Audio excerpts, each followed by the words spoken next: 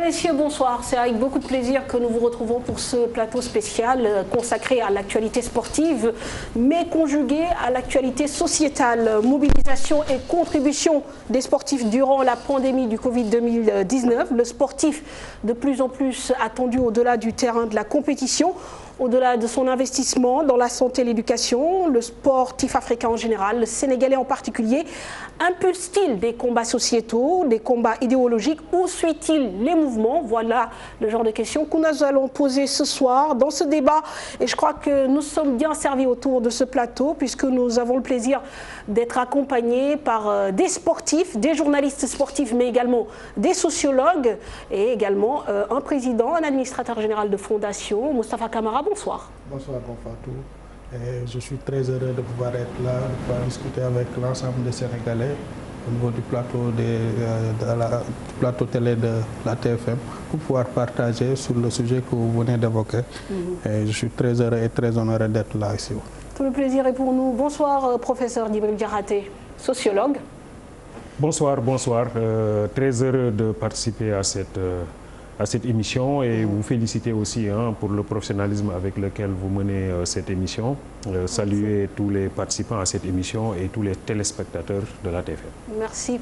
Alors, Pape Lamine, bonsoir. On ne vous présente plus. Vous êtes un confrère du journal Stade, journaliste sportif aussi. Bonsoir. Oui, bonsoir Mam. Bonsoir à tous les invités de Sport à la Une. J'espère que le débat sera riche en enseignement. On espère. Bon, Sport à la Une, ça reviendra plus tard, mais bon, c'est pas grave. On est quand même dans le cadre et le jour. Youssou Ndoye, bonsoir. Ouais, bonsoir, Mme Fatou. Je salue tout le monde qui est ici. Et bon, c'était vraiment un plaisir d'être ici avec vous et j'espère que je salue aussi toute la famille et tous les téléspectateurs de la TFM. Voilà, Youssou Ndoye, basketteur international sénégalais. Nous aurons également l'occasion d'échanger via Skype avec Crépin Diatta, un grand espoir du football sénégalais. Mais vous l'aurez compris, le thème ce soir, c'est bien sûr les actions sociales posées par les sportifs sénégalais et également les terrains sur lesquels ils sont attendus en dehors de ces actions sociales. Mais vous savez, l'actualité aussi est marquée aujourd'hui par cette triste nouvelle, cette lourde perte qui a frappé le monde sportif ce lundi avec la disparition de Badara Mamayassène, ancien arbitre, le natif de Rufisque a occupé de hauts postes de responsabilité aussi bien au sein de la Fédération sénégalaise de football qu'au niveau de la Confédération africaine de football. Il a aussi servi sa ville pour avoir été maire de Rufisque de 2009 à 2014. Badara Mamayassène, inhumé cet après-midi au cimetière de Dangou de Rufisque. Les temps forts de son parcours avec Mamadou Ndiaye. C'est une grosse perte pour le football sénégalais et africain, comme en témoigne le tweet posté par le président de la CAF. Badara Mamayassène, ancien arbitre international, ancien président de la commission des arbitres de la CAF pendant plusieurs années, est décédé ce matin à Rufisque, ville dont il fut le maire entre 2009 et 2014. Badara Mamayassène était un homme politique et sportif. Il a été à la base de la formation de la plupart des arbitres internationaux sénégalais comme Falandoy, Badara Diatta, Malang Djedjou et les a couvés durant leur carrière respective. Ancien arbitre international, Badara Mamayassène avait officié la finale de la CAN 1992, rencontre entre les éléphants de la Côte d'Ivoire et les Black Stars du Ghana. Voilà, nous sommes en ligne avec Mamadou Diallo, ancien international sénégalais, qui lui également a apporté un témoignage suite à la disparition de cette icône, on va dire, du sport sénégalais. Alors Mamadou, ñu ngi lay nuyu. Asalaamaaleykum Mame Fatou. ñu ngi lay masawu li nga xamante ni mooy génnub àdduna bu Badara Mamayassène nga amoon nag loo xam ne bëggoon nga ko ci wax ci wàllu taxawaayam ci mbirum sport ak aussi ni mu doon jàppale sportif sénégalais yi. Oui, merci Mame Fatou. Déjà maa ngi lay nuyu di nuyu sa plateau bi di nuyu ñi fa toog ñëpp di ñaanal ñëpp jàmm aussi tamit di ñaan yàlla feebar bi nga xam ne moo lëmbee réew bi yàlla génneel ñu ko fi tamit. Donc aussi tamit di profito di nuyu ñëpp waa Rufisque yëpp surtout di ko jaale ñëpp surtout ñoom Mamadou Sow ñoom Thierno Youm ñoom Ñokor Fall ak képp koo xam ne ancien footballeur nga bu nekk foofu. Badara Mamayassène rek li ma mun a wax ci moom man Mamadou Diallo sama premier contrat professionnel bi ma njëkk am au Kawkab de Marrakech moom moo ko décroché. nan la ko décroché mooy da doon arbitrel Kawkab de Marrakech Coupe CAF. bi mu leen arbitrel Coupe CAF donc Kawkab de Marrakech perte mooy équipe bi nga xam ne garde corps roi Hassan II moo ko moomoon muy Hadj Madjouri. donc bi ñu perte match bi ñu posé ko question ne que monsieur l'arbitre lan moo tax tey nga ne ñoom ñu perte match bi mu leen parce que amu leen woon des bons attaquants léegi nag président bi demandé ko ne ko ndax mun nga ñu utal un attaquant mu ne leen loolu mun naa ko.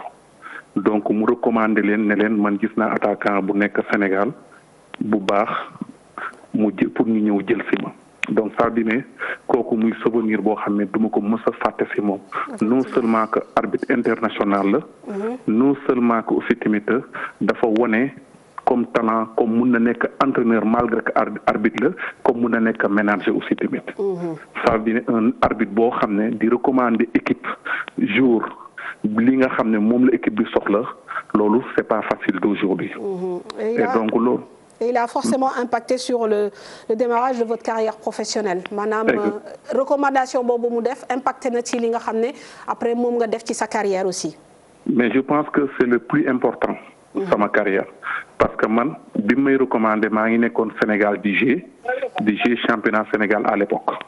kon contrat boobu moo ubbi sama bunte ci fépp.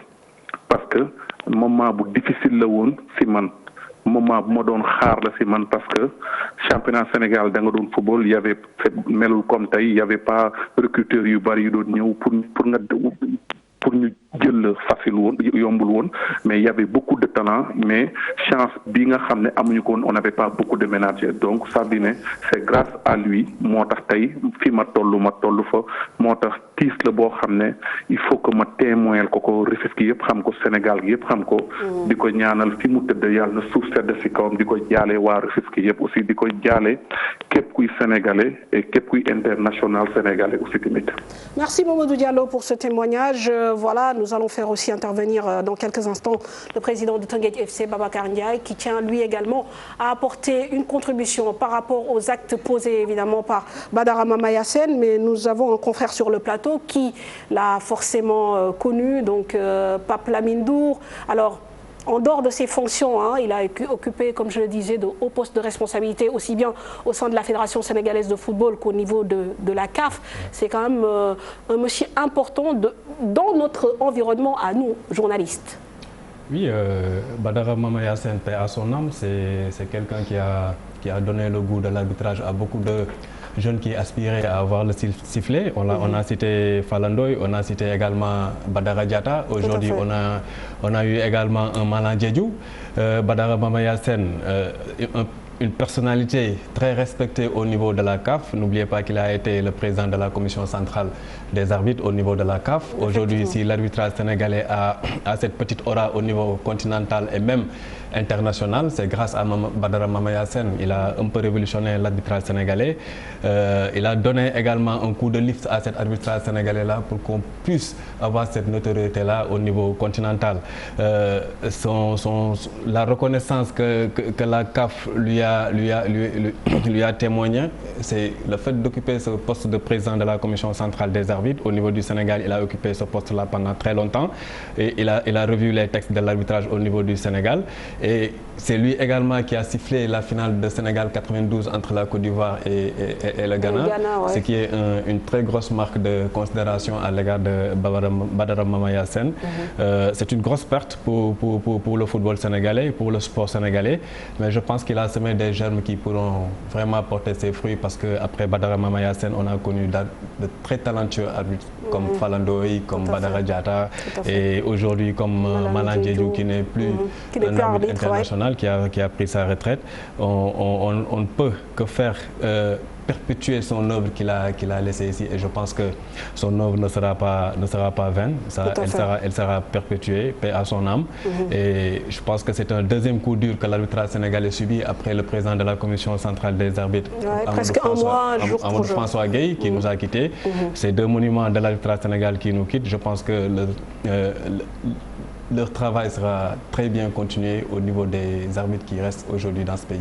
Tout à fait. Alors, bon, nous, comme journalistes également, nous avons eu à le côtoyer, faut-il le rappeler, pour notamment nous aider à obtenir souvent nos accréditations pour les compétitions internationales, et il a toujours été d'une grande disponibilité, et ça je pense que c'est un témoignage que nous devons absolument faire ce soir en ce jour de disparition de Badara Mama Yassine. Comme je vous le disais, il a été inhumé cet après-midi au cimetière d'Angou de Rufisque, et donc il a également reçu beaucoup d'hommages, notamment du côté de la Fédération sénégalaise de football, mais aussi du côté de la CAF, avec un tweet de Ahmad, le président de la CAF, mais aussi, vous le disiez tout à l'heure, de Malang Diédhiou, qui parle d'un homme très social et donc qui a toujours aidé les arbitres via des conseils, mais également en les intégrant dans les instances africaines, également en les poussant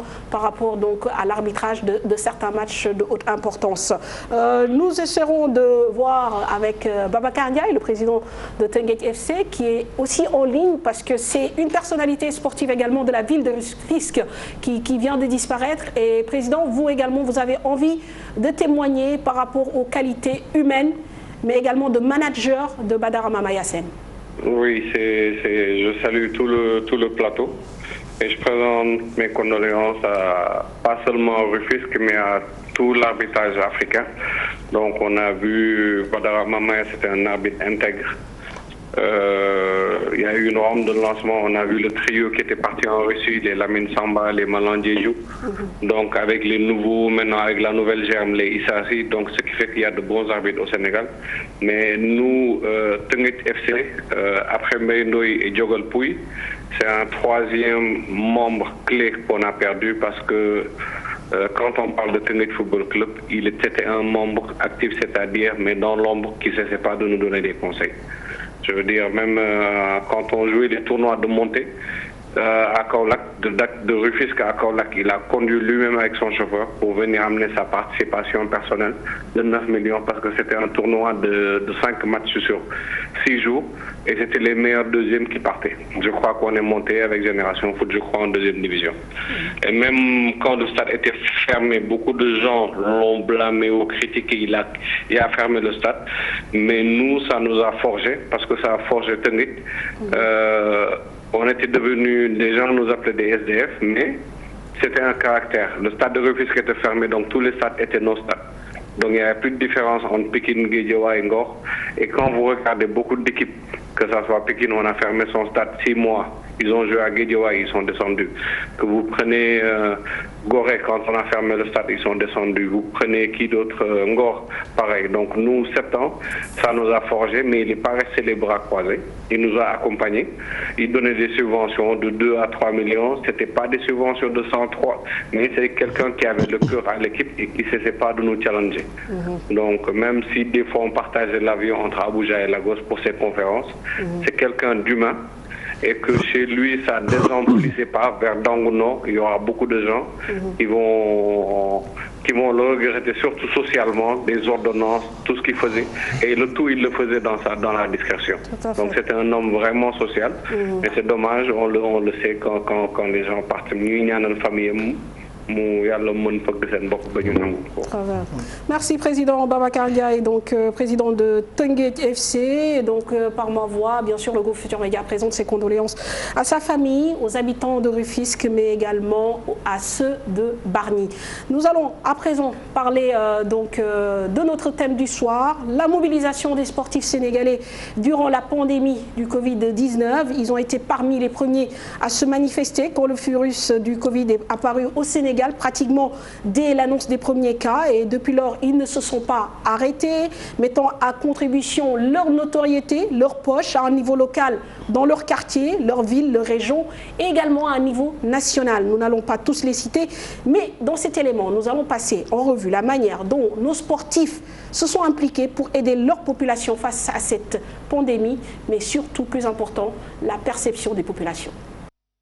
xanaa di ko rafetlu di wax ni c'est une très belle initiative parce que boo xoolee léegi comme li ñu wax on a vu avec la pandémie là, le Covid là, que ni joueurs yu bëri des sportifs des professionnels yi nga xam ni ñoom tey bi affaire bi amee li nga xam ne moom ñu ngi koy jëlee ci sport bi yëpp ils l'ont retourné dans leur pays. loolu c'est une bonne chose parce que tamit bon tey mi ngi wane ni ñoom li ñuy am ci football bi ñu ngi koy delluwaat ci askan bi. sportif yi nag liñ ci waroon def nañ ko ci bon je pense que am na ñoo xam ne bon mun nañu sali par rapport ak li nga xam ne moom la ñu def bon mun naa ci jël ku ci mel ni l'international sénégalais muy Sadio Mané ak Diao Baldé Keita ñoom ñi nga xam ne vraiment sentir nañu vraiment par rapport ak situation pandémie bi ñu def ci seen participation donc bon à l'avenir nag bu doon sama sago ñoom sportif yi vraiment ñu jéem a coordonné wu xool benn peut-être xaw ma nu ñu koy tuddee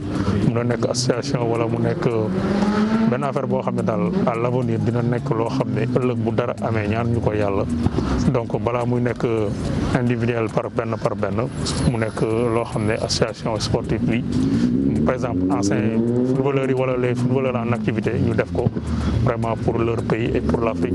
fii bu ñu indee seen wàll ci Covid-19 bi c'est une très bonne chose ici à Saint-Louis boo seetloo ku mel ne Ismaïla Sarr ku mel ne Ibrahima Ndiaye ku mel ne ay El Hadj Diouf ñu ngi apporter un plus dimbali nit ñi ci wàllu kit d'hygiène ci wàllu ndund mu nekk loo xamante ni ñoom ay personnes ressources lañu ba pare ay personnalités la ñoo xam ni xëy na politique gu ñu wala leneen sport la ñuy def football la ñuy def mais quand même c'est une très bonne chose boo xam ne dañ koy def dimbali nit ñi wan ne nit ñi li ñu am ñu ngi koy bokk ak nit ñi mu nekk loo xamante ni daal dafa am solo te mu nekk loo xamante ni dafa sore ci nit ñi ñu mën ci ñu leen ci jàppe une bonne fois pour toutes. koy rafetlu parce que sportif yi aussi dañu doon ay doomu Sénégal bokk ci moo xam ku sol maillot national ak ku ko solul parce que lii cause bu noble la.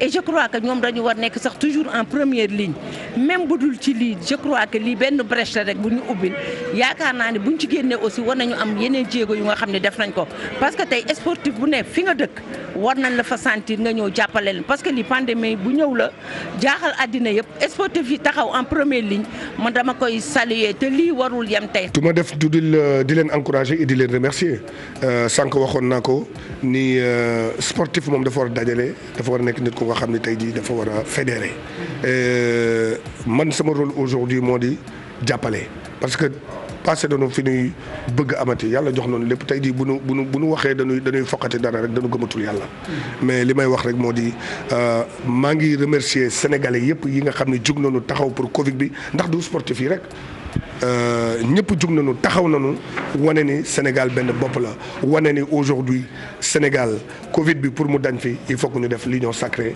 et l'union sacrée de tout le monde amatul politique amul sëriñu tarixa amul sëriñu coutumier amul dara ñëpp war a bokk nawet bàyyi xeex ka mu jug fi. Voilà la perception des Sénégalais très importante. Peut-être on va camper le débat avec Djibril Diakhaté pour un peu apprécier la mobilisation de ces sportifs. C'est vrai qu'ils n'ont pas été les seuls, mais étant des leaders d'opinion, leurs actions ont beaucoup plus d'impact. Comment vous appréciez un peu leur mobilisation? Mais je l'apprécie très positivement et je crois que pour l'essentiel, le micro-trottoir qui a été effectué a montré effectivement que les populations ont été très sensibles aux différents actes qui ont été posés par ces sportifs. Alors moi je vois 3 niveaux qui me semblent importants. Le premier niveau, c'est l'itinéraire du sportif. Le sportif est quelqu'un qui appartient à une famille, qui appartient à une communauté, qui a reçu une certaine éducation, et cela le forme. En réalité, il n'y a pas d'une part le sport et d'autre part la personnalité de l'individu. En fait, la réussite dans le sport est pour beaucoup redevable à la personnalité de l'individu en tant que tel. C'est donc l'éducation reçue, les valeurs qu'on a inculquées à l'individu. Toutes ces choses-là préparent la personne à la réussite. Je suis à peu près sûr que les sportifs ne sont pas des gens qui sont sortis du néant. Ils sont nés dans une famille, ils ont reçu une éducation, ils ont été à l'école, au Dara, à l'atelier. Ils ont eu une histoire aussi. Ils ont eu un coach, peut-être au niveau minime, Benjamin, etc. Ils ont grandi, donc ils ont reçu un certain nombre de valeurs. L'itinéraire du sportif est important. Et ça se manifeste aussi dans sa façon de jouer plus tard. Deuxième chose qui me semble importante, c'est les valeurs ou les vertus du sport. En fait, le sport en tant que tel charrie des vertus, charrie des valeurs. On ne peut pas être un footballeur et ne pas être enclin à l'ouverture, à la générosité, au partage. Vous voyez, en fait, des fois, je suis bien positionné pour marquer un but, mais je donne le ballon quand même à un autre pour qu'il le marque. crois que ça c'est aussi une vertu, c'est une valeur forte. Je ne suis pas défenseur, je suis attaquant, mais mon équipe est menacée, je vais défendre quand même. Parce que nous devons faire bloc. Et on parle de bloc d'équipe quelque part. Alors toutes ces choses-là montrent que le sport en lui-même charrie des vertus. Troisième chose qui me semble importante maintenant, c'est le sportif et la société. C'est que après avoir reçu une certaine marque de notoriété au niveau international, le sportif se dit, moi je me mets à la disposition de ma société. Donc ma réussite, ce n'est pas seulement une réussite individuelle, elle ne peut avoir de sens que s'il y a un effet d'entraînement pour ma communauté. Moi j'ai entendu un grand footballeur sénégalais dire que j'ai accepté de quitter tel club pour aller à tel autre club parce qu'il me fallait gagner de l'argent pour aider mon village d'origine. Parce qu'il y a beaucoup de jeunes qui ne travaillent pas. Je voulais mettre en place un dispositif qui leur permette d'accéder à l'emploi.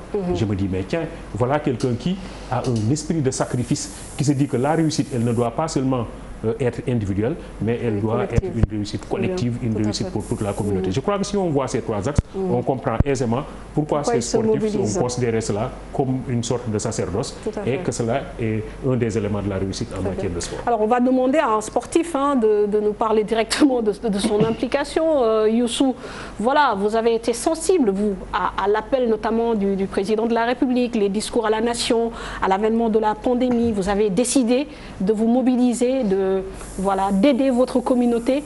Voilà, après, qu'est-ce qui fait le déclic?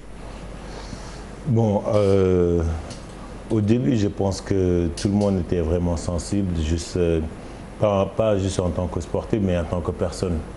Et surtout pour nous, les sportifs sénégalais qui habitent au Sénégal, quand tu vois que le monde va mal et surtout quand tu viens d'un pays qui est un peu diminué que les autres pays, tout ce qu'on peut faire en tant que personne, en tant qu'être humain, c'est d'essayer d'aider les gens qui sont un peu diminués et que c'est pour cela qu'on voulait donner notre participation et essayer d'aider, juste faire un petit geste pour... C'est quelque chose de naturel en gros. Ouais, quelque chose de naturel juste pour aider les gens aussi et je pense que c'est quelque chose que tout le monde pouvait faire ça s'il pouvait, donc c'est pour cela qu'on a décidé de faire ça. Tout à fait. Alors on va juste dire, voilà, ça a été quand même assez important, vous avez donné des denrées de première nécessité, je pense, au niveau de la biscuiterie, ça, et au niveau de Mermoz aussi, parce que la biscuiterie, vous avez grandi là-bas, Mermoz, c'est là où vous habitez, donc pour rejoindre un peu Djibril sur l'aspect un peu, bon, entre guillemets, communautaire, même si c'est vraiment dans le sens positif, et Gorgui a fait pareil avec Kébémer. Donc dès qu'on a su que voilà, la pandémie était présente dans notre pays, lui aussi s'est mobilisé pour aider ces populations. Oui, effectivement. Parce qu'en fait, cette pandémie, la Covid-19 est venue vraiment perturber de façon générale l'équilibre qui existait dans ce monde. Parce que c'est quelque chose qui a été imprévu, qui s'est manifesté de façon très rapide et ce qui a eu comme principale conséquence de créer sur le plan médical aussi sur le plan économique et social des bouleversements notables au niveau de la société. Gorgui en tant que sportif international et en tant que président aussi d'une fondation qui depuis 2016 s'active dans le domaine de la santé et de l'action sociale, il a saisi la balle au rebond en écoutant aussi tous les messages des Sénégalais, le message aussi du principal Sénégalais, le président en chef qui était le commandeur, le président de la République. Donc on s'est dit qu'il fallait qu'on puisse réorganiser nos activités pour nous adapter à cette nouvelle donne qui nécessite aussi des moyens énormes en matière d'appui, en matière aussi d'assistance sociale au niveau des populations. C'est dans cette perspective qu'on a déjà agi. Dans un premier temps, c'est-à-dire qu'on a agi au niveau, au niveau du comité qui était au niveau du ministère de la Santé. D'abord, en agissant sur deux niveaux. Le premier niveau, c'était d'abord d'assister le personnel de santé qui avait besoin d'équipements de protection.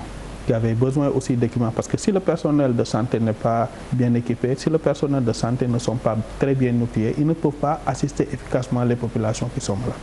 C'est dans cette perspective qu'on les a dotés des équipements de protection, des masques antiviraux et aussi à côté de ce personnel de santé, on a eu aussi à aider les populations à la base par des équipements de prévention, les détergents, les gels hydroalcoolisés, entre autres.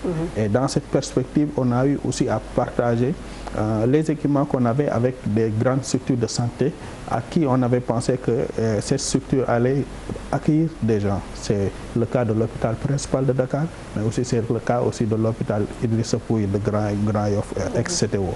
Donc, après avoir agi donc sur ce sont le plan... des actions bien pensées, bien sériées aussi. Donc ça veut dire qu'il y a un travail de réflexion derrière. Oui, il y a un travail de réflexion avec une équipe efficace à la base. Parce qu'en fait, on avait un programme qu'on avait prévu de faire, mais quand cette Covid est intervenue, on s'est réadapté. On s'est dit on va mobiliser l'ensemble de nos ressources, l'ensemble de nos forces pour pouvoir aider efficacement, être à côté de l'État du Sénégal pour pouvoir aider la population. C'est dans cette perspective qu'on est allé dans notre ville natale, à Kébémer, au niveau de la structure de santé dans un premier temps, mais aussi après auprès de 85 daara qui étaient confinés. Parce qu'en fait, il faut le dire, parce que au moment où cette Covid est intervenue, on avait intimé les sérignes de Dara de pouvoir confiner les talibés chez eux. Donc on les a aidés dans le cadre de l'alimentation pour permettre à ces enfants-là de rester sur place, de recevoir leur éducation coranique et de pouvoir aussi être en très bonne santé tout en n'étant pas dans la rue. Bien sûr. Donc c'est pour cela qu'on a orienté nos activités dans ce sens. Alors, Pape Lamine, quelque part... Djibril Diakhaté a expliqué un processus naturel. Mais aujourd'hui, on a l'impression que nos sportifs très jeunes s'approprient ce genre de cause.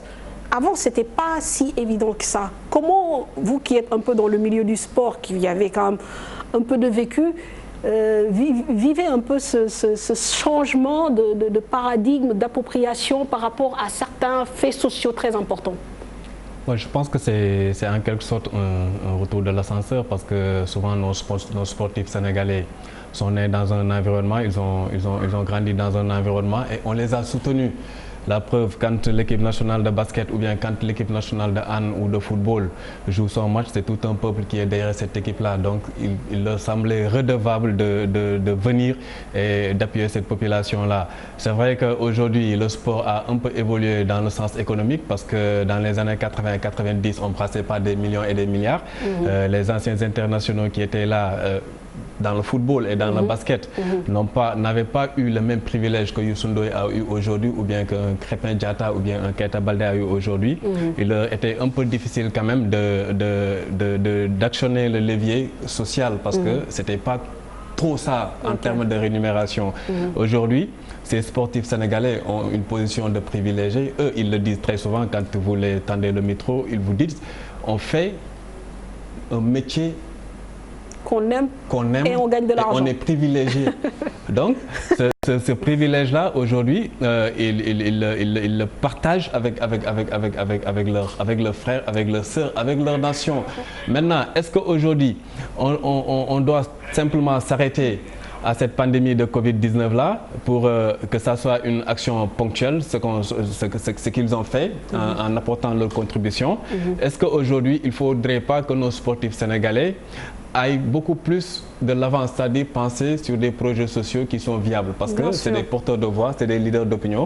Aujourd'hui, ils sont attendus sur le terrain des projets sociaux et pourquoi pas être chef d'entreprise et lutter contre le chômage actuellement au Sénégal parce que l'État du Sénégal ne peut pas tout faire même si on a créé des agences qui sont mornées, FNPJ, FWEJ-Band et tout ça. Mais c'est eux aussi de réfléchir sur des projets viables qui peuvent permettre au moins de diminuer le chômage parce qu'ils ont les moyens, ils ont des gens très intègres et des gens très réfléchis qui les entourent parce que eux, tous, ils ont des conseils sportifs, ils ont des conseils en communication. Maintenant, il faut aller au-delà de l'habit du sportif, de celui qui est sur le parquet, qui prend les rebonds, ou qui met les tacles, ou bien qui met les buts. Et essayer de voir beaucoup plus loin et asseoir un projet social qui sera viable quand même. Tout à fait. Nous aurons l'occasion de poser le débat tout à l'heure, parce que là, nous entrons juste voilà, de plein pied dans ce magazine. Je pense que nous sommes en ligne également avec un autre sportif qui s'appelle Crépin Diatta. Si je ne me trompe, il, lui aussi, a eu à poser des actes. C'est un jeune homme, grand espoir du football sénégalais, mais qui a eu à aider non seulement sa communauté, vous faites partie aussi de ces joueurs qui ont donné de l'argent pour permettre donc, au ministère de la Santé de récolter 185 millions. Vous avez aidé au niveau de Ziguinchor. Qu'est-ce qui vous a motivé? Est-ce que c'était un geste naturel ou on vous a conseillé de poser cet acte par rapport même à votre image? Bonsoir Crépin. Bonsoir madame. Voilà. Je vous écoute. Je pense que vous avez entendu la question. Oui, j'ai entendu la question. Tout d'abord, je vais saluer tous les gens qui sont sur cette plateau. Voilà, je pense que c'était un acte qui était naturel. Je pense que, voilà, on est né au Sénégal.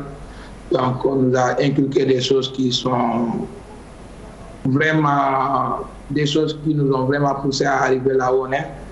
Donc voilà, il ne faut pas oublier aussi que cette pandémie, elle est vraiment réelle et que tout le monde le vit actuellement dans le monde entier. Donc voilà, je me suis dit que c'est un devoir pour moi, ce n'est pas une obligation, mais c'est un devoir pour moi de regarder aussi et puis de me dire que voilà, aujourd'hui, je suis originaire du Sénégal et si aujourd'hui ce problème est en train de persister, je pense que le peu de choses que je peux faire et que je n'ai pas hésité à le faire. Voilà, c'est venu de façon naturelle. Et voilà, je me dis que c'est très normal. Tout à fait. Donc, vous avez aussi aidé votre localité, évidemment, hein, Ziguinchor. Maintenant, comment vous dispatchez en fait l'aide? Qui vous aide à poser l'acte et aller au bon endroit? Comment ça se passe? Parce que vous êtes quand même un peu éloigné de la situation. Vous vivez en Belgique. Oui, c'est vrai que je suis un peu éloigné, mais n'empêche que j'ai des gens qui sont au Sénégal, il y a des gens qui... Je suis bien entouré, il y a des gens qui sont derrière moi, donc il y a la famille, il y a mes frères, il y a mes amis, il y a ceux aussi qui se chargent de la fondation KD15, qui œuvre aussi dans le social. Voilà, c'est avec ces gens-là que j'ai tout réglé, j'ai parlé avec eux, et puis j'ai pu faire le nécessaire pour la réussite de cette affaire. Voilà, bon, ce qui est quand même encourageant, Djibril Diakhaté, vous restez avec nous Crépin, on va vous poser 2 ou 3 questions avant d'aller vous laisser dormir. Ce qui est encourageant, c'est que de voir, ils sont relativement jeunes. Ils viennent à peine d'entamer leur carrière professionnelle. Il est professionnel peut-être depuis 4 ans, il est passé par la Norvège, ça fait 3 saisons qu'il est à Bruges, et quand même il prend le train en marche. Est-ce que c'est un phénomène de société quelque part? En fait, je crois qu'il est revenu sur la notion d'éducation dont je parlais tantôt. Il dit qu'il a reçu ses valeurs, il a été formé comme ça, formé dans la famille, formé dans le milieu où il a appris le football, etc. Il a eu des amis et après, il se sent redevable. C'est-à-dire que, comme dit Léon Bourgeois, devoir est infinitif de dette. Quand je fais mon devoir, je paye une dette. Ce n'est pas de façon pratiquement irréelle que j'en suis arrivé là où je suis. Il y a eu toute une trajectoire, il y a eu tout un chemin et pendant ce chemin, j'ai été accompagné. Et en conséquence, lorsque j'en arrive à un certain niveau, je me rends compte que j'ai le devoir d'eux. Alors, c'est donner de l'argent, c'est apporter un appui, mais même si ce n'est pas cela, c'est juste avoir de l'affection. Je veux dire que ce n'est pas seulement la dimension matérielle qui est importante dans cette affaire, c'est que les gens se disent au fond, je suis très... Parce qu'il y a beaucoup de Sénégalais qui n'ont pas peut-être les moyens, hein, qui sont dans le sport, qui sont dans d'autres activités, mais qui se disent au fond, si j'avais les moyens, j'aurais fait ça. D'autres qui sont dans le message, qui sont dans la sensibilisation, qui sont dans la mobilisation, qui essaient de chercher le don de soi. Et je crois que ça, le sportif, en lui-même, constitue un modèle en termes de don de soi. C'est quelqu'un qui est habitué aussi à porter un drapeau.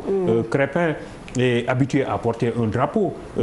Crépin est habitué à voir un peuple sénégalais mobilisé autour de lui, qui le pousse, qui voit même le champion. Je ne parle même pas des compétitions de l'équipe nationale, hein, mais lorsque son équipe au niveau de la Belgique joue, vous voyez comment les jeunes sont autour des télévisions, regardent, c'est Crépin, c'est Sadio Mané, c'est etc. etc. Et ils sont très contents quand l'équipe gagne, ils sont affligés quand l'équipe perd, et en conséquence, eux, ils sont sensibles à ça. Ils se disent, ce peuple-là, j'ai le droit de, j'ai le devoir de. Donc je ne dois pas rester les bras croisés, surtout devant cette situation de pandémie qu'ils vivent par ailleurs, là où ils sont, hein, et avec une situation peut-être un peu plus compliquée à un certain moment. Mais malgré tout, ils se disent que nous avons le devoir d'apporter notre modeste contribution à l'équilibre de cette société. Bon, maintenant, c'est vrai, je suis parfaitement d'accord qu'on pourra réfléchir plus tard sur l'organisation de tout cela et peut-être lui donner beaucoup plus de force et beaucoup plus d'amplitude. Alors, Crépin, peut-être la question qui me vient à l'esprit, c'est parfois, est-ce que vous ressentez quand même une forme de pression? Parce qu'aujourd'hui, quand il y a ce genre de crise, on le dit clairement aux sportifs, vous devez aider. Le public, la population, à travers les réseaux sociaux, à travers les commentaires. Comment vous percevez ce message? Est-ce que parfois, vous vous sentez attendu, épié par rapport aux gestes que vous posez, aux actes que vous posez, pardon? Non, après, je ne pense pas que c'est un problème, comme je l'ai dit tout à l'heure. Parce qu'on est avant tout des Sénégalais. Donc, voilà, je pense que là où tu peux apporter quelque chose, là où tu peux aider, tant que tu peux le faire, je ne pense pas que tu dois attendre que quelqu'un te le dise. Voilà, moi je vois les choses de cette façon. J'attends pas que les gens me disent que ok, tu dois faire ça. Après, peut-être que ça serait une pression, mais de mon côté, je ne me dis pas que c'est une pression. Après, les gens, ils savent qu'on a les possibilités de faire quelque chose. Peut-être c'est la raison pour laquelle ils écrivent des messages, ils vous envoient, ils vous disent aider, mais c'est pas, moi je ne le prends pas de côté comme si c'est quelque chose qui est méchant, mais je le vois comme un message, quelque chose qui est vraiment nécessaire à faire. Tout à fait. Alors, vous avez évoqué tout de suite dans vos propos l'existence d'une fondation. Je sais que vous avez également aidé pour la réfection du bloc opératoire de Ziguinchor. Est-ce que vous avez des projets, parce que tout à l'heure notre confrère en parlait, Pape Lamine Ndour, est-ce que déjà vous pensez à des choses beaucoup plus structurées, beaucoup plus formelles pour aider par exemple Ziguinchor? Vous y réfléchissez déjà? Ouais, c'est sûr que j'y réfléchis. Donc voilà, moi je dis que je viens de commencer. Néanmoins, dans un coin de ma tête, j'ai des projets, des visions, notamment pour mon pays, mais aussi pour ma région. Donc voilà, je prie que j'atteigne d'abord mes objectifs et que je puisse enfin réaliser ces projets qui me tiennent à cœur.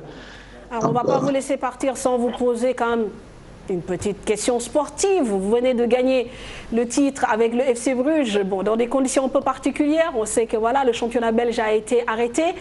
Aujourd'hui, vous êtes rentré en Belgique, vous avez repris. Quelles sont les compétitions à venir? On parle aussi beaucoup d'un mouvement de Crépin éventuellement. Qu'est-ce qu'il en est?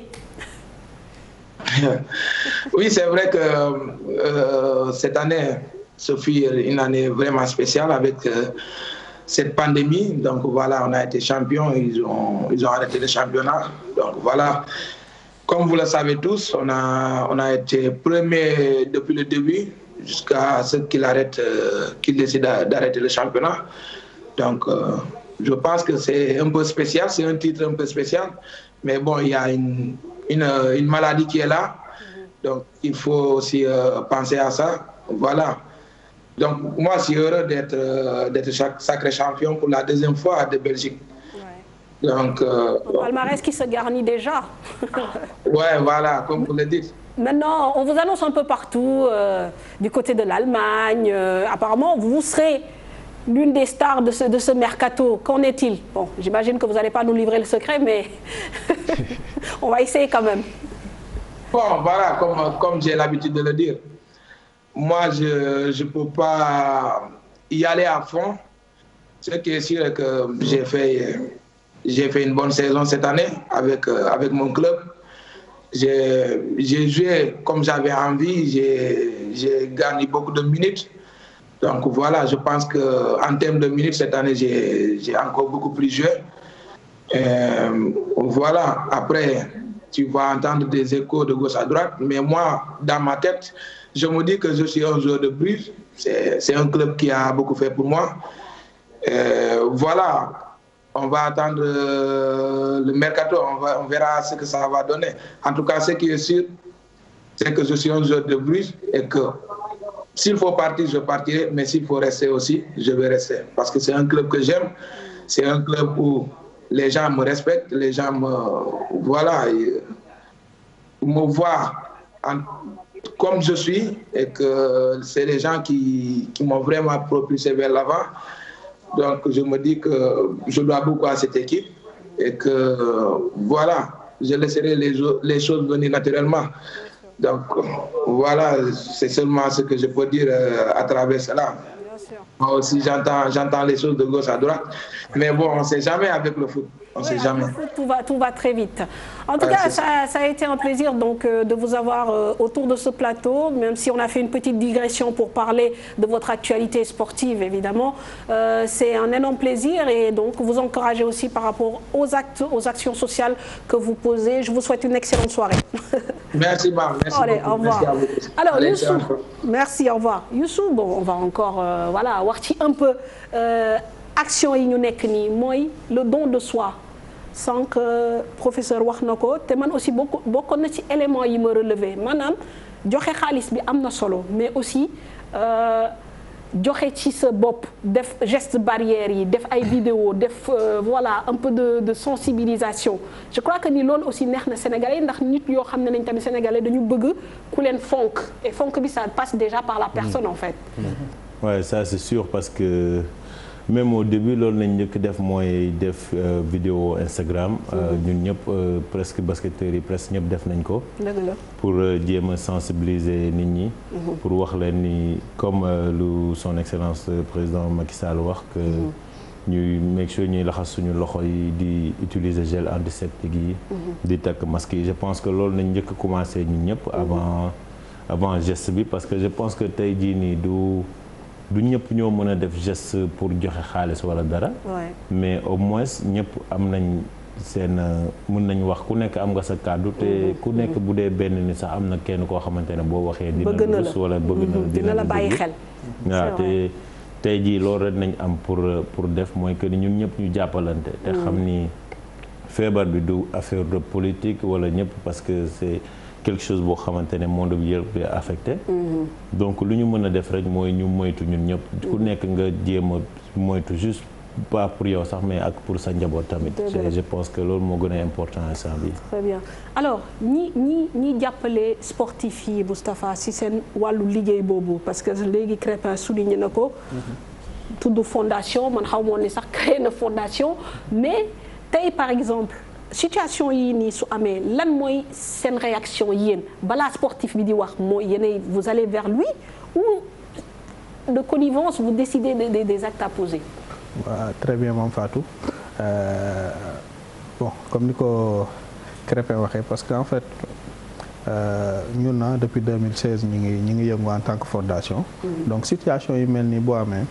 Donc bu fekkee da nga am ñu lay entourer parce que loolu tamit c'est très important je pense que yaa ngi koy relever parce que sportif yi aussi dañu soxla encadrement que des gens compétents des gens yoo xam si ni désintéressés ñëw ànd ak ñoom wër leen di leen jox les bonnes idées pour ñi nga xam si ni ñoom ci seen action yi ñu war a def parce que la culture de la redevabilité comme ni ko professeur relevé dafa am solo parce que bu la sa dëkk joxee dara sa communauté jox la ko sa famille jox la ko booy jouer Sénégalais yëpp scotché seen kanamu télé ñii sol seen ay maillot ñii dem ba nga xam si ni dañuy daanu en transe yow en retour dafa war a am benn idée boo xam si ni daf la war a gane si maanaam yow loolu noonu nit ñi lebal la naka ngay def ba fay leen ko loolu waral ñu mel ni Youssou góor gi Crépin ñuy jël ay action sociale di ko jéem a delloowaat société bi di leen delloo njukkal mooy la fameuse philosophie de giving back bi nga xam si ni moom moo nekk suñu substrat wu action yi ñuy def donc problème yi nii bu amee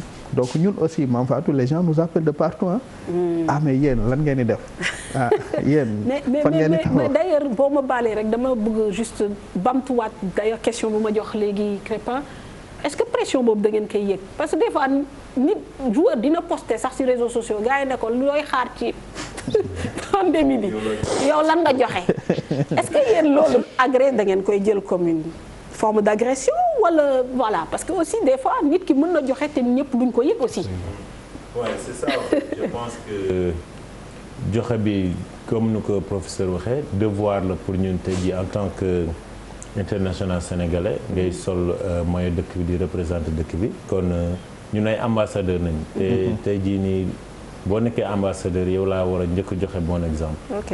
Et je pense que du nekk pression si ñun parce que bu fekkee loo xamante ne tàmm nga ko def peut-être que te caméra yi sax duñ fa nekk wala ñoo xamante ne noonu lañ la yare tey jii ni du nekk pression après am na ñoo xamante ne tey jii il préfère tey ñu joxe kenn bañ ko xam am na ñoo xamante ne genre dañ koy def pour montrer le bon exemple pour tey jii keneen ki mën na motiver wu pour def ko donc ku nekk ak li ngay def rek mais lu baax la rek pour xam naa ñuy gën a bàyyi xel si loolu tamit pour ñu si gën a góorgóorlu loo xamante da nga koy jël positivement la quoi. ok alors Moustapha ci côté boobu aussi maanaam Sénégal dañu am culture quand même boo xam ne dafa xaw a spécial dañu bëgg sutura looy def doo ko doo da ngay koy def ci sutura kenn bañ ko xam yéen kii boobu nan ngeen koy gérer parce que aussi li ngeen di def ñëpp dañ koy kontaanee mais peut-être am na ñuy wax ni que xëy na bon pourquoi il ne faut pas de manière plus discrète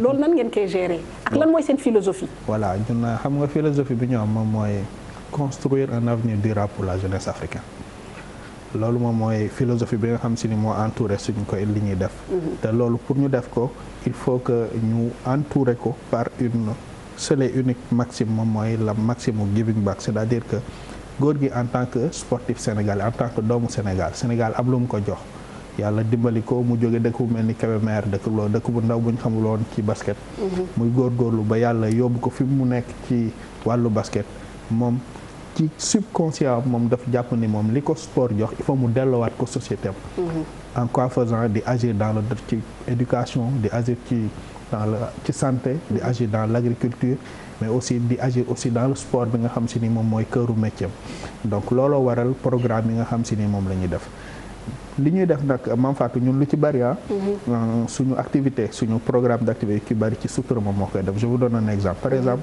bu fekkee dafa am prise en charge médicale parce que mën nga def tuuru vidéo yi nekk ci Facebook mën nga def vidéo yi nekk ci YouTube vous ne verrez jamais la fondation Gorgui Niang muy dimbali nit personnellement ci prise en charge médicale ñu koy wane télé parce que je pense que aussi tamit booy dimbali nit waroo heurter sa sensibilité parce que y a des demandes individuelles il y a ce que l'on appelle aussi des demandes yoo xam si ni dañ koy def de façon structurelle c'est-à-dire bu ñu waree relever le plateau médical des structures de santé souvent je vous le dis du ñun sax ñooy demander à ce que ñu médiatiser ko mais ñoom ñoo naan non attention da ñu defal lu baax aussi occasion la aussi tamit pour ñu wan ko parce que tamit jëf ju baax boo gis rek soññ la pour ñeneen peut-être am na kenn koo xam si ni mi ngi doon xalaat bëgg ko def wala mi ngi amoon yëg-yëg bi peut-être loolu dina nekk exemple boo xam si ni dina ci mën a jël parce que il faut au Sénégal aussi ñu am culture di promouvoir ay modèles yu baax li ñoom Youssou di def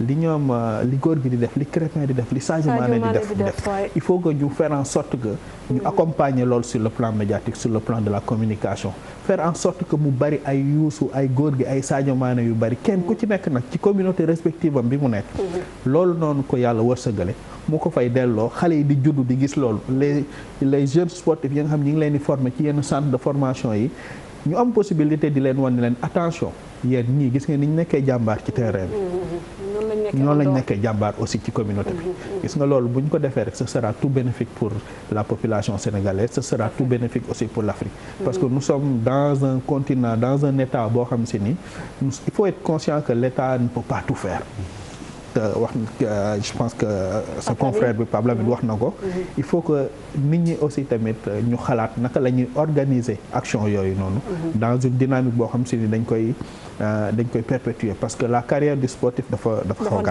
gàtt loolu donc il faut ñu saxal loo xam ne si ni tey dina mën a nekk benn genre site benn genre germe boo xam si ni bu jógee rek dina law baax ba nga xam si ni dina jariñ population sénégalaise. Alors dina relancer un peu professeur si loolu jàngat sociologique bi xam nga dañu am Sénégal le côté sutura mais aussi le côté wujje yooyu ay mots la yoo xam ne day nekk si ñun tout le temps dañ koy wax lii nag mën nañ ne wujje bu baax la. waaw te dañ ko war a lawal. émulation la en fait loolu tubaab di wax émulation. en fait xam nga dëkk bi yenn saa yi ngay seetaan ñu lay wax agression am na fii ñu lay wax nit ñi waxante la ñu lu ñaaw ñu lay wax ni nit ñi def nañu ay dérapage fële jeunes yi def nañu lii et cetera boo deful nag da ngay foog ni ñaawteef rek moom moo am ci dëkk bi. mais je crois que aussi bu fekkee dañu bëggee jubbanti am na yu rafet yu fi am. ñoo xam ne ñi ngi def yu rafet te ñiy def lu rafet nekk ñu am barke rek de. c'est pas les Gorgui Dieng les Youssou dama leen boole ci ñu bor ñu am barke. mais am na ci boo demee ci gox-goxaat yi ñi nga xam ne ci li ñu am ña ngay nettoyer fa nit ñi war a dajaloo ña ngi ci moom li nga doon wax don de soi. yorewuñ ko noonu mais ñi ngi def loo xam ni wax dëgg yàlla lu am solo loolu yu rafet la yoo xam ne war nañ ko wane. te parce que dañu toll foo xam ni li feebar bi indi jafe-jafe bu doy waar la pour àdduna bi yëpp. dëkk yi nga xam ne dañu am doole sax dañu dem ba sonn ba lot. donc li ñu soxla woon mooy ñun suñu doomu réew mi ñi nga xam ne ñoo fi nekk. ñu jàppalante ci suñuy biir wane ay jëf yu rafet. te je crois que feeñ na fi te loolu dafay baax ñu koy mandargaal. donc ci kaw mandarga bi ñu gis ni kii def na lii kii def na lii mais am na ñu nga xam ni amuñu ceeb amuñu diwlin amuñu gel bu ñu joxe waaye. ñoom am nañu seen yéene am nañu seen bëgg-bëgg te ñi ngi ko doon doxal. je crois que loolu am na importance bi ñu des mooy. dañuy li feebar bi dafay créer benn nouvel ordre mondial. loolu la ñu wax. waaw loolu la ñu wax mais gis nga nouvel ordre boobu bu dee am day tàmbalee ku nekk ci ñun ci sa bopp. nga def benn genre introspection nga xool sa bopp. nga ni man lan laa def boobu ba léegi. pour man lan laa def pour sama njaboot lan laa def pour dëkk bi ma dëkk. parce que dañu toll benn instant ñu tëj frontière yëpp kenn mënul dem. kenn mënul ñëw donc ñun dong ci suñu biir bu boobaa nag ñu xool dëgg-dëgg nag ñun dong ci suñu biir naka la ñuy jëflanteeg suñu biir foofu nag daf ñuy jàngal moom laa doon wax sànq rek les vertus du sport générosité jàppalante ba voilà équité ak yu demee noonu vrai bon mu nekk yoo xam ne nag dañ ko war a continuer après di ko poursuivre di ko consolider di ko gën a dëgëral la notion de discipline tey jii maa ngi xaar sportif yi aussi ci loolu parce que fi mu toll nii ñi ngi tere xale yi ñu football ñi ngi tere xale yi ñu basket ñi ngi tere xale yi ñu dem ci plage bi di fa def noonu mais ñi ngi koy def te foo génnee mbedd yeeg terrain yëpp xale yi ñu ngi fay daje di football te contamination communautaire bi tey jii la gën a yokk alors man maa ngi leen di xaar ci ay message pour ñu wax ak ndaw yi gannaaw joxe bi lekk bi naan bi denrée de première xëy na dañ nekk ci beneen étape absolument ci feebar bi boo xamante ni leneen la laaj absolument il faut ñu joxe ay message daan ne xale yi football bi dina ñëw mais nañu muñ ak diir ba mbir mi xaw a wàcc parce que fi mu toll nii mënuñu toll foo xam ni ndooy wax na ko sànq yow nga jël ko dem yóbbul ko sa njaboot donc jeunes yi peut-être buñ ko amee mën na leen bañ a sonal trop mais buñ ko yóbboo ci kër gi jox ko maam jox ko baay jox ko nijaay peut-être mu xaw a jafe te mag nag mën naa bàyyi ci réew Pape Lamine pas-pas bi génération bu tey bi wane est-ce que médias yi ñoo ko amplifier réseaux sociaux yi wala da nga yaakaar ni mën-mën yi ñoo gën a yokku moo tax tey ñii mën a def li ñuy def te ñoom ñëpp pratiquement di ko defandoo aussi. waaw man nu ma koy jàngatee ci ñaari angle laa koy jàngatee premier angle bi mooy mën-mën bi dooley poche parce que mooy waxoon naa ko ci njëlbeen sànq. am nañu privilège yoo xam ne anciens sportifs yi des années 80-90 amuñu woon contrat tey yu ñu am. L'autre chose mooy on est sorti du cadre de la communication institutionnelle c'est-à-dire télé moo fi amoon wala rajo moo fi amoon ñu siy communiquer. léegi dafa am yeneen source de communication yoo xam ne avec une vitesse extraordinaire pour livrer une communication moom mooy réseaux sociaux yi. réseaux sociaux yi boo ko waxee mooy Facebook mooy Instagram mooy Snapchat mooy. te gis nañu ne tous les sportifs mondiaux. Ce n'est pas propre aux Sénégalais. Bien sûr ñi ngi connecté ci réseaux sociaux yooyu noonu. te réseaux sociaux yooyu noonu la majeure partie du sama bàjjen wala sama nijaay ñooy nekk ci réseaux sociaux yi. peut-être WhatsApp la ñu am parce que am nañu benn doom bu nekk extérieur pour ñu mën a jokkoo ak moom parce que le coût de la communication est un peu élevé. mais ñu koy utiliser la majeure partie. c'est la jeunesse. et tout le monde sait que je parle même pas du Sénégal waxuma sax Sénégal mais continent africain. c'est un continent relativement très jeune. Au Sénégal ñun si estimation yu mujjee yi peut-être professeur mën na ma rectifier on parlait de 65% des jeunes. des jeunes yooyu noonu ñëpp dañuy identifié wu ci Youssou. dañuy identifié wu ci Gorgui dañuy identifié wu tey ci Sadio Mané. tey nga am idole bu mel ni Youssou mu posté benn message. ne leen sama gars est-ce que doo leen moytu plage parce que dañ ko tere. mais au moins dina def benn impact sur 5 jeunes de Waaguñaay. sur 5 jeunes de Mermoz ou bien sur 5 jeunes de la zona. keneen bu defee loolu portée communicationnelle bi dina am doole parce que dina am impact. parce que nekkatuñu ci canaux yoo xam ne ce n'est pas accessible à tout le monde. benn Mame Fatou bu toog caméra yi wër ko tey Papa Lamine mun na toog fële yore Instagram am di communiquer comme bu toog ci télévision di communiquer. donc loolu noonu. il faut que mu nekk force. mu bañ a nekk faiblesse. faiblesse bi mooy lan ñu bañ ci nekk di maquillé wu ñu bañ ci nekk di sol ay pompe ñu bañ ci nekk di sol ay. mais ci la bokk nag de. non Pape Lamine bul tënk gars yi tamit. non tënku ma gars yi bon en fait. réseau de communication yooyu noonu. je pense que. je comprends tout à fait. am na une très grande utilité. une très grande portée pour éduquer pour sensibiliser la jeunesse. Tout à fait. Ce n'est pas seulement. pour wane benn affaire pour se montrer mais si la bokk parce que on est encore des jeunes boys will be boys il faut que jeunesse se fasse xale la da ngay doxu xale boo màggee nga retraité wante doo màgg di def yi fu xale donc tey boo amee réseaux sociaux yooyu noonu da nga koy utiliser pour sensibiliser pour éduquer mais pas pour en fait ñu nekk ci leneen man je pense que angle yooyu deux angles yooyu noonu buñ ko jàppee je parlerai même pas de cette pandémie là de la Covid-19 mais au-delà de la Covid-19 moi je pense que les sportifs ont un rôle à jouer dans l'éducation de la jeunesse parce que il n'est pas dit que tu pars à l'école tu es éduqué il n'est pas dit que tu n'es pas parti à l'école tu n'es pas éduqué et tey Papa Lamine wax mën nañ ko bañ a dégg mais tey Youssou wax mën nañ ko dégg parce que Youssou ñu ngi koy identifier ci maillot national bu muy sol ñu ngi koy identifier ci ruban yu muy jël ñu ngi koy identifier ci contre yu muy def loolu dina neex jeunesse yoo xam ne tey il s'identifie à cette hargne à cette rigueur de Youssou pour mun ko topp ci communication boobu am na solo alors on va quand même dellu si waat un peu ci ñi nga xam ne def nañu ay jéego ci pandémie bi wax nañu ko Youssou je pense que voilà joxe na ay denrées de première nécessité Gorgui Sadio Mané il a donné je pense 30 millions dès qu'on a parlé de la pandémie l'équipe nationale du Sénégal 185 millions Keita Baldé ba léegi mu ngi siy jàpp ndax mi ngi héberger ay nit yoo xam ne amuñu fu ñu dëkk luwel leen immeuble di leen jox ñuy lekk di leen jox ñuy naan kenn mënul lim ñëpp Ismaïla Sarr pareil ku mel ni Ngagne Sagana tamit ci la bokk moom aussi am na lu mu def fi nga xam ne fa la jàngee école ñu seetaan élément bi dellu si nag pour passer ci beneen étape ci débat bi ndax boobu tamit foog naa mérité na réflexion.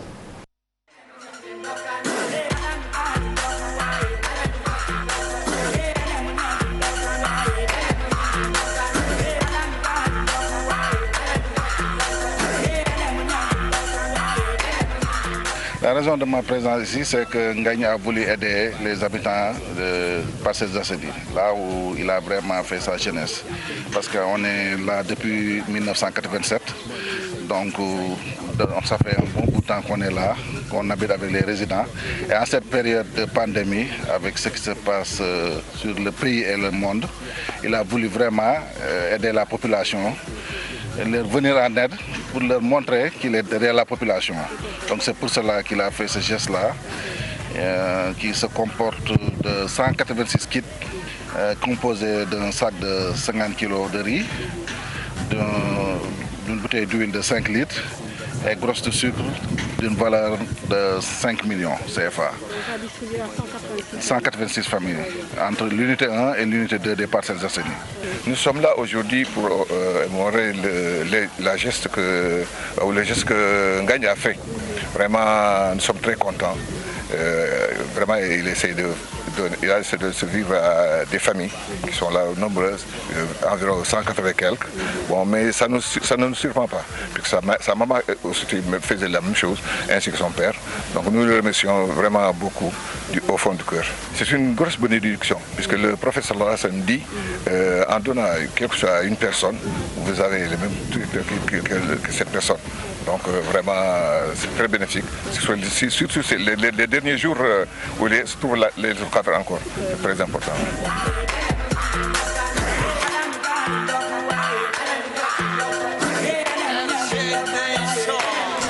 Voilà, merci donc à Ngagne de Sagana moom tamit fi gox gi mu nekk am na lu mu fa def. Alors Pape Lamine, par contre, paradoxe bi mooy lu xew ñu interpeller les sportifs mais boo xoolee tey par exemple Sénégal le secteur du sport moo jotagul ndimbal nan nga mën a expliquer dëgg la secteur d'activité yëpp ku ci nekk gestu nañ la même le président quand il parle dans ses discours il ne parle jamais des sportifs très rarement. ci Covid bi aussi la même chose sportif ñi ngi ñaxtu parce que situation ñoom Youssou club yi ñu nekk organisation bi environnement bi ils prennent tout en charge Sénégal c'est l'opposé yow loolu noo ko jàngatee. waaw loolu entorse la parce que quand on parle de nation c'est tous les segments mooy ñu nekk ci secteur informel transport sport et sport. Ce n'est plus jël bal sànni ci pañe bi wala ce n'est plus dóor bal bi topp si c'est un gage de stabilité. Parce que aujourd'hui permettez-moi un peu rek ci digression bi. gis nga Algérie dañu nekkoon ci benn tension sociale bu extraordinaire pendant 2 mois. Tous les vendredis ils mettaient la pression sur le gouvernement. Mais quand l'Algérie a gagné la Coupe d'Afrique tant soit peu le pays s'est apaisé. Donc dimension sport nekkatul ci fo ak kaf ak ree dafa am ay enjeux géopolitiques. Parce que diplomatiquement à travers le sport tu peux asseoir ta légitimité. Loolu dafa am mais tey bu ñu amee un président de la République oote force Covid-19 force c'est un mot qui est très lourd parce que souvent quand on utilise force on parle de force de frappe on parle de force de percussion parce que c'est une masse nga ne force Covid-19 tu as appelé tout le monde mais dans les 3 discours je pense def naa 3 discours la def mentionné wul fenn sport secteur sport alors que le secteur du sport est l'un des pourvoyeurs d'emploi dans ce pays parce que boo xoolee basket bi ay club la club yi dafa am ay salariés les joueurs les administratifs et tous les gens qui sont autour quand gravitent autour de ces clubs AS Ville de Dakar excusez-moi bu ma ñeneen ñi mere damay citer nii dans le tas Dakar Sacré-Cœur bu ñuy organiser day am kuy jaay ticket bi day am kuy jaay leneen ak leneen ak leneen sur une pyramide il y a toute une chaîne te ñooñu ñëpp club bi da leen di fay nga ñëw ci football bi c'est la même chose les présidents de club actuellement nii ils souffrent le martyre ils souffrent le martyre déjà ñun dañu am ay clubs yu classiques c'est des clubs unipersonnels yoo xam ne man maa fi nekk maa yore sama poche di tibb ci sama entreprise bay may gérer di ñëw di gérer club bi entreprise bu doxulee club ba suux Covid bi ñëw entreprise bi ralentir économiquement mais club bi tamit day sox aujourd'hui nu ñuy aider artistes yi nu ñuy aider ñeneen ak ñeneen sport bi dañ leen waroon inclure ci aide yi la preuve sachant que pratiquement tous les joueurs qui ont aidé viennent de nos clubs fii lañ jógee donc quand même club yi am na un temps soit peu bu ñu liggéey pour que tey ñu am ay Sadio Mané am ay Crépin Diatta am ay Gorgui Sy Dieng am ay et cetera.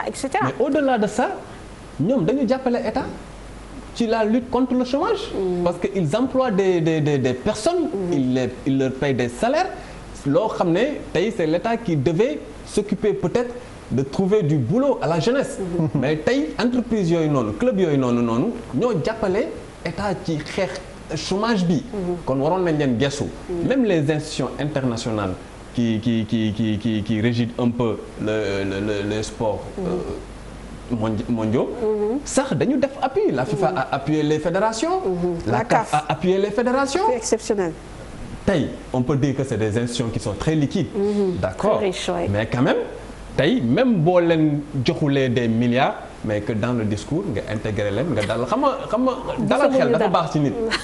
nga feebar ñu ne la ndax yaa ngi tane. waaw neex na rek yow xaw nga wér tuuti te joxaguñ la médicament. dëgg la mais nga feebar.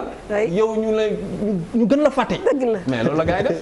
mais professeur est-ce que ci question boobu am nga ci xalaat même si bon voilà tey dañu gis ne en fait les acteurs du sport sont les laissés pour compte quelque part kenn du wax seen wax bu ñuy wax duñ leen tudd suñuy jox xëy na ñoom la ñuy mujjee jox te pourtant bu dara xewee ñu ne sportif yi jug leen. te sportif yi ci société bi lañ jógee. waaw xam nga principe bi mooy bi feebar bi amee dañu ni mbas bi bett nañu. wolof day wax lu la bett mën la. bett nañu secteur yëpp yu ci bëri bokk taxaw benn place. alors foofu li mu laaj mooy ñi nga xam ni dañoo jóg daal ni secteur yi nga xam ni dañu am jafe-jafe dañ leen war a jàppale. bu boobaa dafa war a am benn liggéey boo xam ni da ngay def cartographie. secteur yëpp nga bañ a bàyyi nga bañ a fàtte benn. te loolu nag dafa laaj liggéeyu nga teg ñu bëri ñu toog ñu xalaat ci ñu waxtaan. ñu xool secteurs yi nga xam ne am nañu problème yan ñoo ci gën a lott. parce que am na ci ñoo xam ne peut-être xaw nañu tane tuuti mais am na ñi nga xam ne ñoo ci gën a lott. nga identifier ñëpp te bañ a xeeb kenn. bu ko defee ku ci nekk mën cee gis boppam. je crois que loolu dafa am importance bu dafa nekkoon benn travail préalable. ñu cartographier situation bi. xam secteurs yi nga xam ne ñoom ñoo gën a sonn. nit ñi nga xam ne ñoom ñoo gën a lot. naka la parce que en fait aide bi nekkul diw moom moo yore xaalis bi maa ñëw di ko dimbalee nit ñi déedéet. penc mi yëpp parce que suñu xaalis la penc mi yëpp ñoo ni ñun ci suñu biir. nañu xool naka la ñuy li ñu dajalee ñu am ko ak li ñu bitim réew jàppale. ak ñu bonne volonté yi jàppale mu nekk nag ak benn masse naka lañ koy séddalee ñi nga xam ni. mbir mi xaw na leen a sonal lool. bu ko defee moo am jàppalante parce que au delà li ñu joxante noonu nga xam ne nguur gi moo ni jàppale naa transport jàppale naa école privée jàppale naa musicien jàppale naa culture et cetera. mais jàppalante bi am ci biir kër yi waxuñu ko jàppalante yi am ci biir gox-goxaat yi. waxuñu ko ba ñu ngi wax léegi sportif yi mais au delà de ça ci biir gox-goxaat yi ñu ngi gis ñoo xam ne guddi la ñuy jóg yàlla xam na ko. di dimbali ñoo xam ni seen doole demeewul noonu. dina am ñoo xam ni peut-être amuñu dara lu ñuy joxe. mais ñi ngi ak seen présence. moom mooy li sama sëriñ doon wax léegi ñi ngi ak seen présence ñëw di massawu nit ñi. ñëw di leen parce que dañu nekk situation boo xam ni dafa xaw a compliqué. bi ci des moom mooy stress boo xam ni dafa emparé wu de ñëpp. parce que situation bi ñëpp xam nañ ne da ngay stressé. te kenn xamul kañ lay jeex ñenn ñi day seen tawat parce que stress day génne sax yeneen tawat yi. yenn tawat yi génn nga ragal a dem hôpital. parce que da nga naan bu ma fa demee ñu gisaatal ma leneen. et cetera et cetera donc mu nekk situation bu compliquée boo xam ni. gis nañu ñoo xam ni seen xam-xam dafa màcc ci loolu man gis naa ay jeunes étudiants yoo xam ni santé communautaire la ñu jàng jeunes étudiants yoo xam ni ay travailleurs sociaux spécialisés lañu. kenn employé leen kenn deful leen dara spontanément ñoom ñoo jóg dugg ci biir gox-goxaat yi di jàppale nit ñooñu nga xam ne dañoo am stress. di leen indiwaat di waxtaan ak ñoom mais je crois que loolu lu am importance la. donc encore une fois daal mu waroon nekk liggéey boo xam ne dañu toog étudier ko sérieusement waaw identifier ñi nga xam ne dañoo am dëgg-dëgg ay jafe-jafe y compris les sportifs. bañ a bàyyi kenn ba ku nekk gis ki sa bopp mu néew mbëri. alors Moustapha peut-être question boobu du ma la ko jagleel mais tey situation pandémie bi fi mu toll c'est vrai que dépassé nañu. ci wax geste barrière nañu sol masque. professeur wax na ko léegi géej yaa ngi fees tali yaa ngi fees léegi nii rek boo rombee corniche bi nit ñaa ngi dawi. parce que bon peut-être tëju bi metti na. yëf yaa ngi fii ci biir cas communautaire yi bëri na donc on se dit yàlla nañ teg lépp ci loxo yàlla mais aujourd'hui par exemple lan moo war a nekk stratégie wu sportif bi comme par exemple góor gi est-ce que mi ngi xalaat ci prochaine étape prochain acte à poser. waaw on est ñun comme d'habitude sànq yaa ngi moo koy laaj parce que aussi ñun dañuy xalaat dans le tas aussi mais dañuy def prospective aussi parce que ñun tamit loolu rek lañ mën a amal góor gi parce que comme on est y a presque 4 ou 5 chargés de programme qui travaillent avec moi man damay assurer coordination bi rek donc ñooñu ñëpp kenn ku ci nekk programme fu évolution maladie bi am ñun aussi il faut que ñuy xalaat di am sens de l'anticipation parce que buñ ko deful rek duñ mën a teg stratégie bu baax pour mën a adapter. Je pense que juñu nga fi benn boo xam si ne am na solo parce que y a un relâchement qui a été constaté au niveau de la population sénégalaise. Je pense que ñu ngi ci xaar Youssou ñu ngi ci xaar góor gi ci côté message bi d'abord parce que dans un premier temps comme ni ko Youssou waxee bi problème bi amee ñoom li njëkk a def moom mooy délivrer des messages de sensibilisation pour nit ñi respecter les gestes barrières. Après la ñëw ay actions ponctuelles di jox apporter vivre di andi ay équipements aussi di ko jox structure de santé yi pour ñu mën a xeex jàngoro bi nag wax nañ ko dugg na fi mi ngi gën a yokk tout le temps xamaguñu kañ la fi génn donc ñun ñi ngi toog di xalaat di lal tout le temps aussi di recueillir aussi avis wu ñeneen ñi nga xam si ni newuñ ci ñun parce que boo leen waxtaan yéen ci seen biir rek am na loo xam mën na leen bañ a échapper parce que ñun c'est comme ça qu'on fait dañuy waxtaan dañuy diisoo dañuy xalaat jëlee xalaat ñu bari buñ ko toggee nag ba mu ñor xalaatu góor gi aussi tamit moom tout le temps moom mi ngi ci biti mais chaque instant lépp lu xew Sénégal moom daf koy topp à la lettre man damay jékki-jékki yónnee benn message ñu ma mais kii woo ko gis naa mu def ci internet bi nii dafa am problème di woo ko ñu xool ni ñu ko mën a dimbalee ça veut dire que moom toujours dans son subconscient mi ngi xool man naka laa mën a def pour malgré position bi ma nekk may delloo sama xalaat sama jot sama alal di ko delloo ci sama réew donc ñun ñi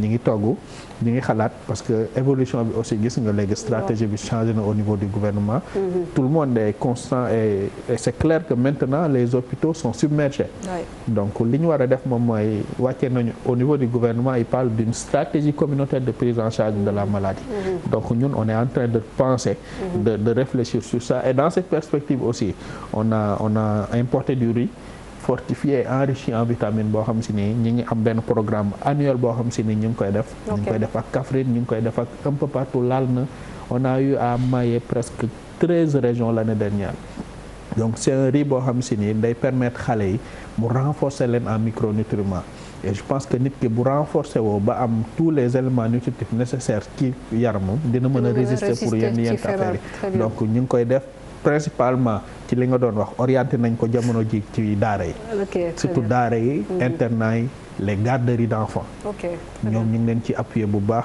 pour ñu jàppale leen ci seen confinement jàppale leen ci dotation alimentaire boobu noonu de façon continue jàppale leen aussi ba nga xam si ni ñoom dinañ mën a utiliser affaire riz bi pas plus tard que l'année dernière on a eu à toucher presque 50 000 enfants yoo xam si ni préparé nañ ci au minimum 200 000 plats donc c'est alors Youssou ba relâchement bi yow tamit dabu la parce que nit ku nekk rek nit nga peut-être début bi ñun ñëpp on était stressés waaye comme tu dis les messages de sensibilisation est-ce que tey yow gis nga situation Sénégal aussi peut-être am nga yeneen yitte yu nekk sa bopp yaa ngi xalaat sa carrière yaa ngi xalaat reprise bi yaa ngi xalaat comment tu te remets de ta blessure bi nga am ci saison bi fi mu ne nii lan moo war a nekk peut-être taxawaayu sportif yi même si voilà du yéen a ko war a mën a régler mais war ngeen ci am taxawaay. Ouais, je pense que am na yu bëri tey jii nii du benn nit moo ko mën a régler benn affaire boo xamante ne la foog mu nekk le collectif. te relâchement bi je pense que même quand j'étais en France tamit c'était la même chose ba affaire yi commencé kii da ngay génn genre boo taxawee sa balcon da ngay gis ni nit ñi ñu ngi commencé génn ak lépp. Bon je pense que tey jii nii ñun tey lu peut-être yu dëkk yooyu noonu am chance ñun amuñu chance boobu noonu. mooy que ni ñoom nécessité yu ñu am tey jii nii pour am cas yu bëree yooyu noonu pour faj ko ñun Sénégal lañ nekk amuñu fortune boobu pour def loolu. moo tax ñun ñoo war a gën a moytu ko ñoom. tey jii nii ñun suñu sang peut-être ñoom mooy seen 2000. tu vois te ñoom dinañ ko mën a gérer donc ñun lu ñu mën a def rek mooy. comme lu ma wax sànq rek mooy que ni pour xale yi foog ñu bañ a xalaat seen bopp kese mais xalaat tam ñi ñu fekk ci kër gi mooy que ni ñoom mën na leen bañ a affecté trop mais mën na affecté seen waa kër te je pense que tollu nañ moment boo xamante ne ñëpp lu ñu stressé rek doy na leen te kenn bëggu ci teg leneen loo xamante ne ni tey dina metti sa waa kër. Tout à fait alors dañuy waxtaan aussi ci beneen pàcc boo xam ne pour man am na solo mooy sportif bi dëgg la ci wàllu koom-koom ci wàllu matériel effectivement mën na indi dara mais dañu seetlu ni sportif africain yi dafa mel ni yenn causes yi bu dee cause sociale yi sawar nañ ci mais bu dee yenn xeex yi aussi dafa mel ni dañuy topp mouvance mais balaa may ñëw ci débat boobu dama leen di proposer 2 éléments benn bi c'est évidemment Marcus Rashford, acte bi mu posé il y a pratiquement une semaine de cela. Il a écrit au Parlement de Westminster, il a permis donc de faire arrêter une mesure qui n'arrangeait pas les enfants défavorisés. Il a permis une levée de fonds de 20 millions de pounds. Il a obligé le Premier ministre britannique également à arrêter une mesure pour les enfants défavorisés dans la distribution de repas d'école gratuits. Je vous propose d'écouter, de suivre cet élément avant qu'on ne revienne.